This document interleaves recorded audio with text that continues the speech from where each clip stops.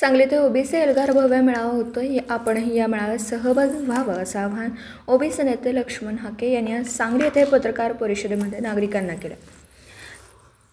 प्रवर्गातील लोकांनी या मेळाव्यामध्ये सहभागी व्हावं असं ते बोलत होते. याप्रसंगी माजी महापौर संगीताताई खोत, माजी नगरसेवक विष्णुदादा माने, कल्पनाताई कोळेकर, सविताताई मदने, उर्मिलाताई बेलवलकर आदी मान्यवर उपस्थित होते.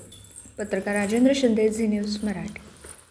मी येऊ घातलेल्या 11 ऑगस्ट रोजी सांगलीमध्ये तरुण भारत स्टेडियमवरती सांगली जिल्ह्याच्या वतीनं पश्चिम महाराष्ट्रामधला लाखोंचा मेळावा ओबीसी, VJNT, SBC प्रवर्गातल्या सर्व जात समूहांना आम्ही एकत्रित आणणार आहोत. आणि त्या दिवशीचा मेळावा हा ओबीसींच्या हक्क आणि अधिकारांचा, ओबीसींच्या रिझर्वेशनचा हा आत्मसन्मानाचा आणि स्वाभिमानाचा मेळावा. या मेळाव्यासाठी या महाराष्ट्राचे मंत्री माननीय छगनरावजी भुजबळ, या महाराष्ट्राचे विरोधी पक्षनेते विजयजी वडेट्टीवार साहेब, त्याचबरोबर प्रकाश अण्णा शेंडगे असतील, त्याचबरोबर गोपीचंद पडळकर, महादेव जानकर, आमच्या पंकजाताई मुंडे, असे अनेक लोक या ओबीसींच्या मेळाव्याला या सांगलीमध्ये येणार आहेत.